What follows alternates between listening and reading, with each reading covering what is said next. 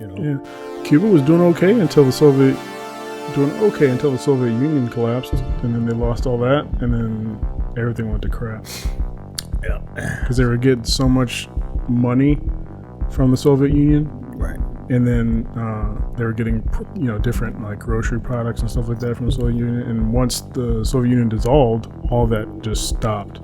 Right, because United States have always outspent. So the Soviets told Cuba, hey, you just can't do it. Kim Jong Un, that his main thing. You know what he want? Money to keep his army going, because that's the only thing between him and the people. You know what I mean? All communists like that. I think the people are so just. They so downtrodden and beaten down and scared to death. You know. How about that guy that ran across the DMZ? Yeah. He had like I don't know how many different parasites he had in his body. He got shot 6 times or something like that. And still made it. Yep. Certain soldiers, the ones that's closest to Kim Jong Il and his people and his military people, they get the best food. Yeah. But the guys on that out in the field, way out in the field, It's like a pyramid. The lower you are, the worse it gets for you. Right. So his main thing is to get money from the United States. That's his thing, to keep his army fed and his secret police fed, just like all communists do in a communist country. Maduro got his people out on the street, picking people out. Yeah. That if Maduro wins, in the end, if he wins, they're gonna go and get those people and arrest them, put them in camps. All communist countries do that. They got people out on the street. They pay them. Say, hey, you hear somebody saying something against us? Let us know. And they'll go out there and they'll talk to people. Say, hey, what do you think about Maduro? He's a. We hate him, Yeah, I hate him too, But then what's your name? What's your name? No. Then they'll write that down and they'll come back and get you later. Yeah, it's something like I just watched a long documentary series on Cuba, and that's one thing they didn't mention was the camps. Because, Che Guevara, he was, what was it, the minister of production or something like that? He was some minister, I guess the rumor that went around was when Castro was looking like, hey, I need an economist, someone who really knows, Che raised his hand because he thought he said communist instead of economy. He thought he said communist. So that's how he got chose for that job. But then he was big in the propaganda machine. He would always be filmed and pictured at different factories, helping the workers do the different, jobs that they do. But the other side that they didn't show in that documentary was the camps that he ran. Yeah. How many people he would go to the factories and fill the bags and do all these other, lower class work or whatever. And they would show that on film and video or whatever. But on the flip side, he was also go to the camps and be like, oh, okay, we're executing people. Yeah, he was my turn. He was also known as being prejudiced against black people. Oh yeah. Well, see, that's another thing, is with racism, like every culture and race has racism within it, right. And like you look at Mexico. Right, there's people that think that America, like the conservative America, is racist against Mexicans. Like they always bring up the Trump speech where he's like, they're sending their gang members, they're murderers, they're rapists, but they never talk about. He said, yeah, there's some people that come over that are good, and that's truth. There are a lot of people that try to come over here that are trying to better their lives, for themselves and their family. Right, but there is a lot more bad stuff that gets flushed through. Right. Because I remember my time, and that's really the problem. We got enough criminals in the country already. We don't need more. Yeah. So that I'm like Trump. I'm against that stuff. I'm against using children to come through, using people to try to get drugs through and stuff like that. But the regular people, I don't I don't have nothing against them, just because, Yeah. just like you said, they're trying to better their lives, but at least try to do it the right way. And we know that these world socialists are trying to flood the United States with these people, just Well, like they don't want any borders whatsoever. right, all right, just like they did Europe. Back in the early 80s, when I was making those tapes and stuff like that, even back after World War II, the Soviet Union, they put out a film, like they had a border here and a border there. They had a little guard shack, and they had a guard. Then they say, what we need borders for? Why can't people? And then during the filming, the borders was getting closer together, stuff like that. So they said, So they got rid of the guard. They got rid of the guard shack. No more border. So they've been wanting to do this since way after World War One.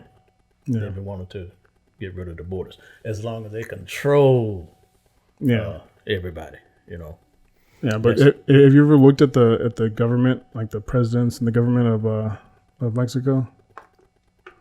Have you ever looked at them? I don't even know the name of the president of Mexico. Well, if you look at like the big politicians and in the different states and of Mexico as a whole, right? They got different provinces. Yeah, they're pretty much like Hispanic, like not Hispanic, but they're like Spanish white. They're not like a typical immigrant that you'd see illegally coming across or whatever. They look more Europeanish, instead of darker. Yeah, more European than Indian, right? Or Mexican or Aztec, whatever. I guess I don't get a. Well, you don't get a chance. Well, I don't. And what's funny is down in South America and Central America, it's like a hierarchy. Like the lower you go, like the worse they look down. Like, oh, you're from. I know Central and South America, especially South America. I guess everywhere black people is, kind of Well, down in Brazil, like with the Western slave trade, most of the slaves that came from Africa went to Brazil. Right. And then I think the second highest was the Caribbean. Right. And then North America, the American South got it. 95% of the slaves was in South America and the Caribbean. 5% came to the United States. A lot of people would think, millions and millions. No, we didn't have most of the slaves, but it's messed up. Everyone remembers the Western slave trade to America and to the Americas and the New World. And, some people know the Barbary slave trade, where actually a lot of Europeans were caught up in and sold as slaves. Right. That's why, well, even before then, the Slavic people, that's where the term slave comes from, because they were always... Slav, that's right, yeah. But the Eastern slave trade. I read that years ago. No one talks about the Eastern slave trade. That goes from West Africa east to the Middle East. Oh, yeah. You know why? The Muslims there. Why? Because there's a significant population of the offspring of the slaves back then. Our ancestors, right? Yeah. We're here right now because they lived. Right. They procreated, generation after generation, and now we're here, right? Right. But over there, there's no African population in those countries. In like Saudi Arabia, there's a big Filipino population, but they're like the new slavery there. Yeah. They come over, they work for the Saudis. The Saudis take their passport, don't give it back to them. Right. They do that in other, like Bahrain, United Arab Emirates. Yeah. If something they want from you, for some reason they take your passport. But no, like the family, like say I'm just a Saudi, or I'm in Arab Emirates or whatever, but I'm a citizen, and I hire a Filipino to be like my maid. Right. I take her, like I have control of where she goes. Right.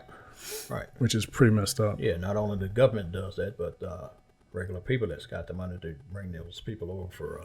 Do you know why? Like, there's no African population though, even though they had a lot of slaves go east. There's no African population where in the Middle East. Why? Because they kill them. Yeah. Right. The biggest seller in the Arab world way back then was a eunuch, was an African eunuch, Right. because the African man was Right. a symbol of strength. Like you want that guy to guard your harem of wives, Right. but you don't want him to him mess with have- your wives. Right. So you cut him off. Yep. So what they would do is after they'd purchase them, all the men, they would just cut them all off and then march them across the Sahara Desert, and like 95% of them died on the way. Right. And then the ones that made it, they couldn't procreate, right? Right. That's why there's no population. Yeah. And I've heard certain ones, that they'll kill them too, just right out if they feel that this African has been insubordinate. Like, Yeah. They'll kill them, But they say it still goes on today. Oh, there's right now in Libya. There's open air slave markets. Right. And the Arabs are the ones that's continuing this slave trade. They've been in it for ever since the Quran came about, I guess, or written. And, Well, yeah, like the British Empire is largely responsible for ending world chattel slavery. And what's funny is people give, I guess, white Europeans a lot of crap for the crap that they did, right? right. Like America gets a lot of crap for the stuff that we've done, but people have to realize that America is really young, and we're dealing with a lot more technology now. There's a lot more information at everyone's fingertips than there ever has been, Right. So, but yeah, the British Empire, they even in their colonies around the world, that slavery was a part of their culture. British Empire. Yeah, like say like the African colonies that the Brits had. Yeah. Say that whatever tribe that inhabits that colony, slavery was like a thing that they did. Right. They like the British Empire would stop that. Like no more slavery, even though it's a part of their culture. Right. They would say no. Well, I'm glad they did. And if anyone came to England, like the island, there was like a rule, like they allowed slavery in their colonies because again it was part of their culture before they started saying no to even if it's part of your culture. Yeah.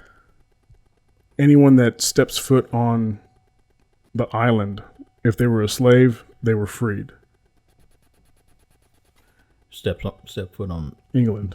British soil. Yeah, British law. Yeah.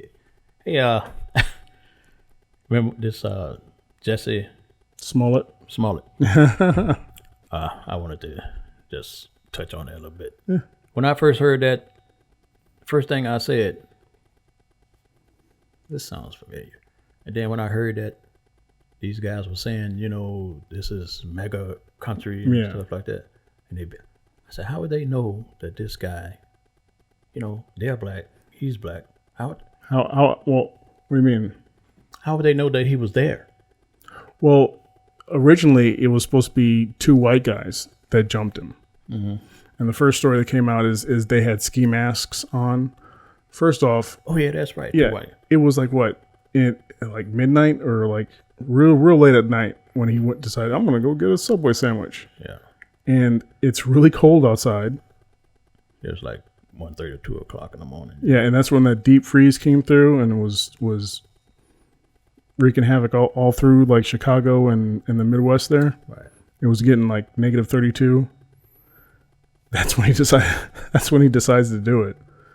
And just out of the blue, two guys wearing ski masks, or even if it wasn't on the blue, even if these guys planned it, how do they know that he was going to go outside of his apartment Right. That's the thing. at that time? And when I heard that, I said, I know he got. I bet you anything he got this idea from The Sopranos. You remember? You've seen The Sopranos, right? Yeah. If you remember, somebody in Tony's family or Tony or one of his boys was in the hospital, and they was there to visit and stuff like that. And then there was this rapper that was in the hospital. He had got shot, and one of his buddies was also a rapper. He was talking to one of Tony Soprano's guys and Say, hey, I'd like, could you do me a favor? He said, in other words, he wanted more publicity. He wanted to be known just like his buddy, that's in the hospital. And he wanted to make it look like there's a rapper war, just like Tupac Shakur, when all that stuff was going on. Yeah. So he asked the guy to shoot him in the butt, in the fleshy part, And he said, the guy said, okay, but you're going to pay me, So, yeah, I'll pay you so much money. He said, but don't let me know when you're going to do it. Just do it. So he popped him, He wanted to be popped just to get more publicity, just like his friend did. That's the first thing I thought about. I said, no, this don't pass the smell here. This is soprano stuff. Yeah. Sure enough, he got caught. He's half Jewish. And I'm saying to myself, in America, the people that commit suicide more than anybody is Jewish. Yeah. And I'm saying this guy might, he realized he done messed up so bad that, I hope he don't, but he might, off himself, But it look like he's, trying to stand up and be strong and stuff like that. But in the end, when it's all over, he brought it.